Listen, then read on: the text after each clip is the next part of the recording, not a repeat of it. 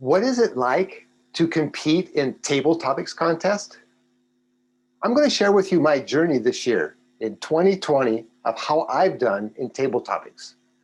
I've been fortunate enough this year to compete so far in 3 levels of table topics competitions and have taken first place in all 3. Next year, I will compete in the final level of the table topics contest, which is at the district level. I'll explain more. But before I share the 3 videos of my winning table topics contest speeches, I would like to just share a little bit about Toastmaster contests for those of you who may not be familiar. Toastmaster has contests 2 times a year. Have it in the fall and then in the spring. In the fall competitions, they're a humorous speech contest and table topics. And those contests are held in English and Romanian. And then in the spring, the contests are the international speech competition, which if you keep winning, you can go all the way to the World Championship. And there is also the speech evaluation contest. Now in table topics, what happens is you stand, when it's your turn to compete, after having had the names drawn, usually if it's a live competition, they have a hat or something and numbers in it. You pick the order that you're going to compete in. Now, for these online competitions, usually they just use some kind of randomizing website. And then once that is established, you go in a specific order. Now, everybody gets the same topic. So all those who are not actually out competing are in a room out to the side where they can't hear things. Now for Zoom, that's the breakout room. So everybody's in the breakout room waiting for their turn. And then when you come out, the contest chair tells you the topic that you have to talk about. And you have, depending on the contest, between 20 and 30 seconds to think about what you want to say. Then you have to speak between 1 and 2.5 minutes on that topic. Then afterwards, the judges will count up the scores and see who won. Now, let me tell you, as far as doing contests, your adrenaline gets rushing beforehand, especially when it's live. And I find online contests, they're different, and it's challenging to talk to a camera instead of having an audience. So it's taken a little bit of adjustment for me. Now, what's involved for the judges? Well, actually, they have a form that they have to fill out that gives the criteria on how to judge each contestant. I'm going to share it with you. Let's go look at one right now. Here is the top of the judges form. Let's take a look now and see what are judges focusing on when evaluating each contestant. The first thing and the most important is the content, their words they use. It can account up to 55 points out of 100. So a little over half of the speech is the judging is based on the words used by the speakers. And it's the speech development and the effectiveness. Now the numbers 1, 2, 3, 4, 5 up there, that's where the contestants' names are put. Let's see what else a judge looks at. He looks at the delivery, how a contestant uses their body and how they use their voice. And then it's the language. Is it the appropriateness of it and the correctness of it? After each contestant is done, the judges are given 1 minute to write down their scores for that contestant. Then when the contest is over, they get 2 minutes to go through and add up all the points and for each person, make sure everything's done, and then they take the ballot and they put the person who had the most points in first place and accordingly for the second and third. The ballot is given to counters, and the counters add up the points to see who ended up being in first, second, and third place in that contest. That's what the judges look like, but on this form, on the backside, it gives some criteria or some help for the judges. You see it here for the content, the speech development effectiveness. It has some things it tells the judges to focus on, as well as for the delivery and also the language. It also includes a code of ethics for the judges. I didn't take time to really look at this. If you would be interested, just go to your browser and put in the search box Table Topics Contest Judges Guide and Ballot Toastmasters, and you'll click on that link and you can download the PDF and you can look at it in more detail. So that gives you a look at what judges are focusing on during a Table Topics contest. The Table Topics contests begin at the local level.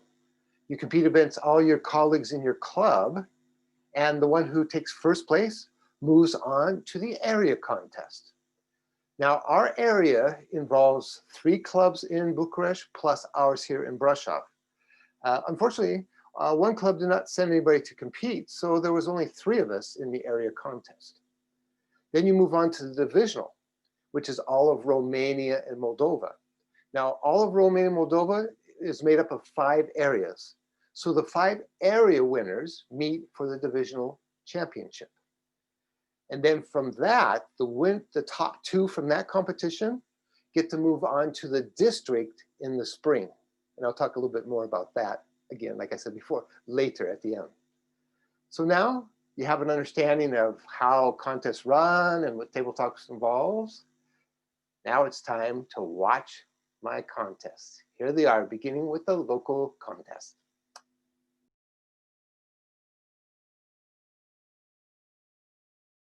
And then the stage is yours. Okay. William Anderson, please tell us about the first time you used a computer and what was its impact on your life. William Anderson. The first time I used a computer was in 1985 when I started my gymnastic business. I bought the very first computer I ever owned, okay? It had dual floppies and the floppy disk were huge like this. No hard drive and a 1-color monochrome screen, like green. Everything was green or black. And guess what? That cost over $2,000 back then. So they were not cheap. So that's what I used for the business. It was to keep track of all the kids and be able to send mailings and newsletters and doing all that kind of stuff. So it was mostly for business. But you know, I get a few little games where I play on them and try that. But you know, it was at work, and when I got done with work, I wanted to go home. But the hardest thing was I had no clue how to program it, because back then there wasn't all kinds of easy software to use, because it was a Macintosh. I mean, it wasn't a Macintosh. It was a PC, a Microsoft. Oh my gosh, they're terrible. I just can't stand them. But beside the point. So I had a friend who did programming, and he would come, he'd set up my newsletter things, be able to send out emails, or not emails, but newsletters using printed labels that he would print out using that. Kept records of all my business stuff, the finances. So that was a good thing. It really made life much easier. But nowadays, with our phones, we have probably 100,000 more times power in that than we had in those stupid computers back then. And believe me, this thing was huge, you know, the machine come like this. And so when I wanted to move, it's not a portable computer. It may be personal, but it was never portable. And so you always had to take a lot of effort to do anything with it. And so that was my first experience, but it got better since then. Thank God. Mr. Contest Chair.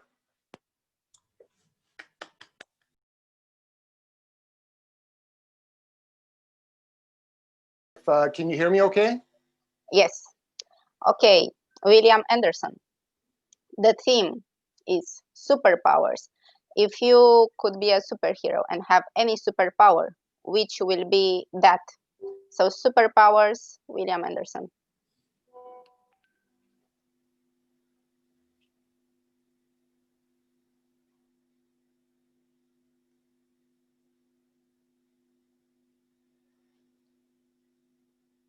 The superpower I would love to have is to have the superpower of the smile. like our theme is to change the world with our smiles. I want to have a smile that whenever I smile at people, it just gets to them. It's like it's a superpower. It draws them in. I get them excited about life or whatever. I connect with them really well, and I can motivate people to go where they wouldn't go on their own, and they could help change the world. So a superpower smile that changes the world, I think that's the best thing to do. You know, because when I first moved to Romania in 1997, you know what people used to say to me? Oh, you're from America. And I say, how do you know? Because you smile all the time. Because Romanians back then, 97 in Petroșani, not too many people smiled. So I made it my quest is to try to make people smile. And so I've done that, you know, like even with kids, I have these little tricks I do with them, okay? It's like this, go 1, 2, 3, and the kids just smile and they go, oh, I can do that. And so I see smiles are very powerful, one of the most powerful things in the world. And so imagine having that as a superpower. I could conquer the world, I think. I don't think it would be any problem. I could change many things. Maybe I could even be president of Romania and make a big difference. Huh? What do you think? Anyway, thank you very much. And don't forget, smile every day. Madam Contest Chair. Thank you, William.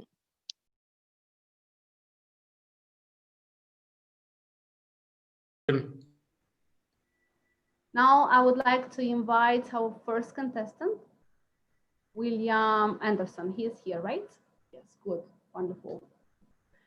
William, I will share the screen. I want to tell you that it is not a question.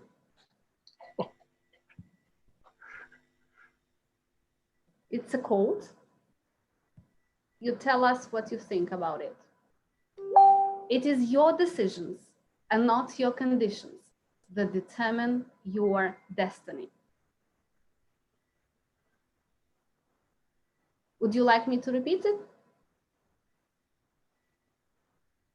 William? Please repeat it, Diana. It is your decisions and not your conditions that determine your destiny. William Anderson. I totally agree with Tony that it's our decisions that we make all through life that put us on different paths that end up putting us in a certain destiny. For me, I grew up in Montana, way far away from here. And when I was young, I was always into sports and wanted to do sports and have fun and see the world and compete in things. But then eventually I became a teacher and a coach, and I figured out a way to turn it into a business. That was a big decision, and that changed my life radically during that time. I had a gymnastic business for kids from 3 months old all the way up to 12th grade. And I tell you what, that experience of having a business changed me in so many different ways. I had to be an expert at everything. I took care of the books, I took care of the marketing, I hired everybody. So it really stretched me and grew me and brought me into a certain destiny. And then eventually, what happened? I moved to Romania.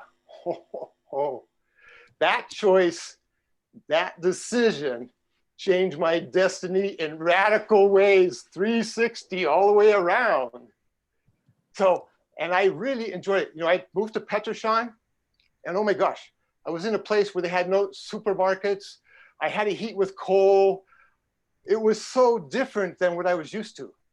But what I loved was the hospitality of the people, and all these things made for a rich experience. And working with the orphans, my life changed forever. I'll tell you one other decision that was really important for me. Joining Toastmasters. Oh my gosh, did that ever change my life? I used to be so shy and stay in the background. After doing table topics so much, now I just go out and start talking to people. So doing speeches and getting the confidence and the competence that we get in Toastmasters made for a great destiny. So everybody, get in contest and change your destiny too. Thank you very much, Madam Contest Chair. Thank you so much, William.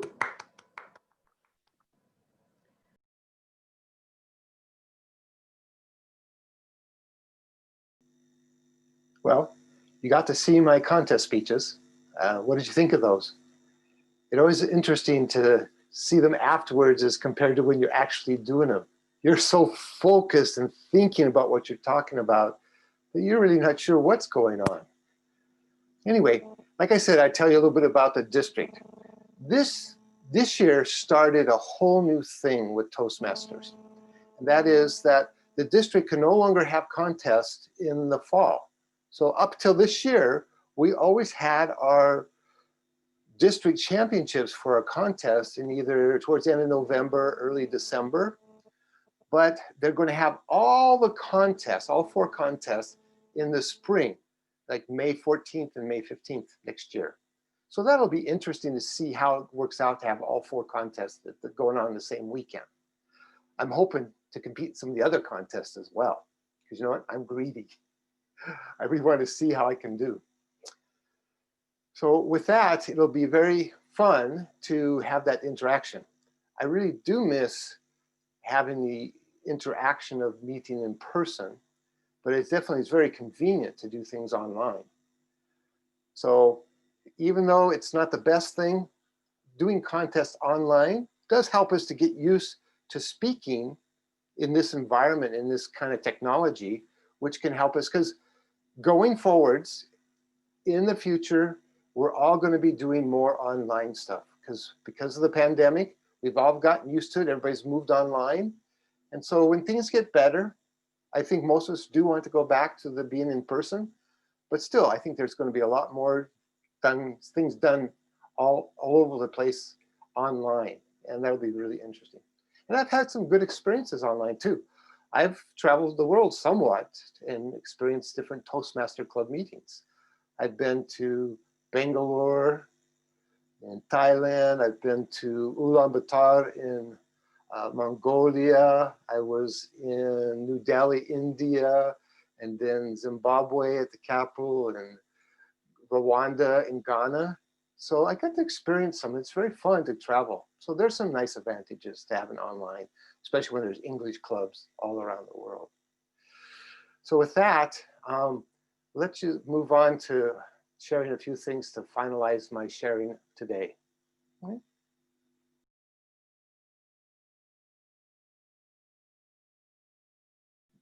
Now, looking back for me is very rewarding.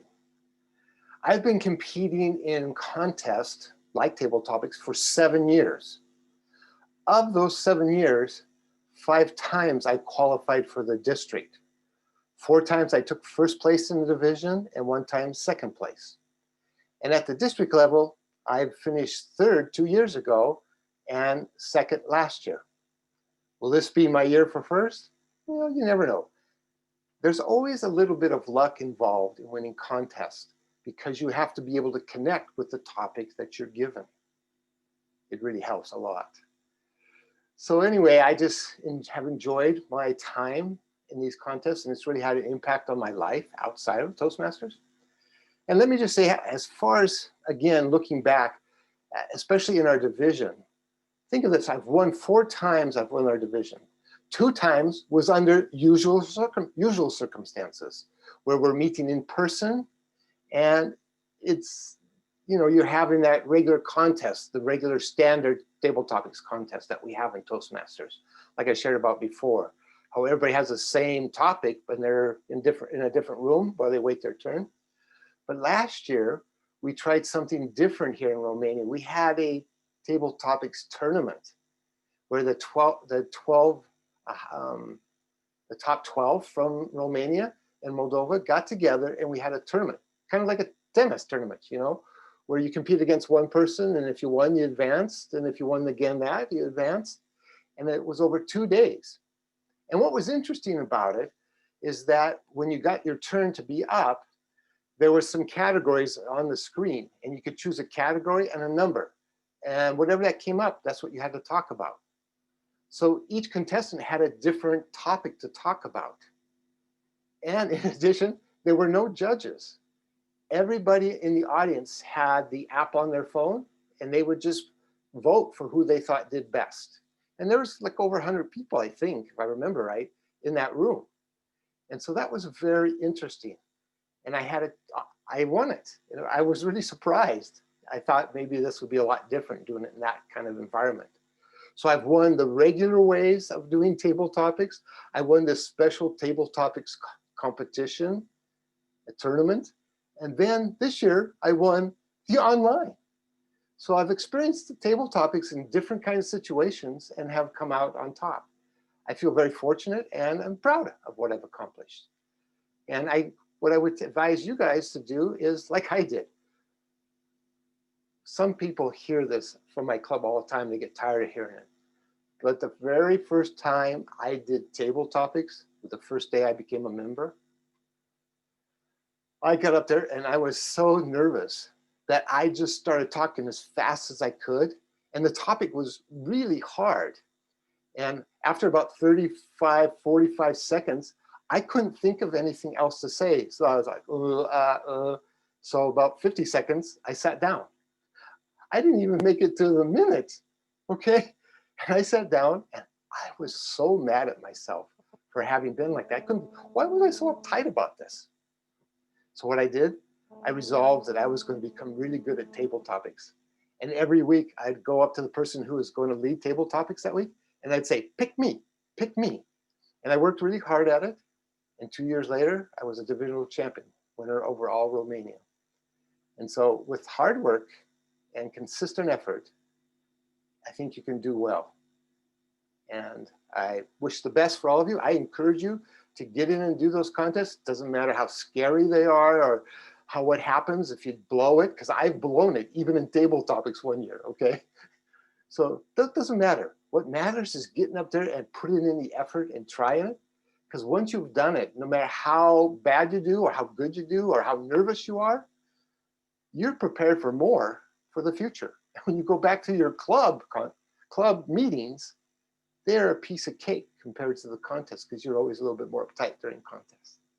So I encourage you all, get out there, do some table topics, and let the skill you develop from that help you in your regular lives. Thank you very much for watching.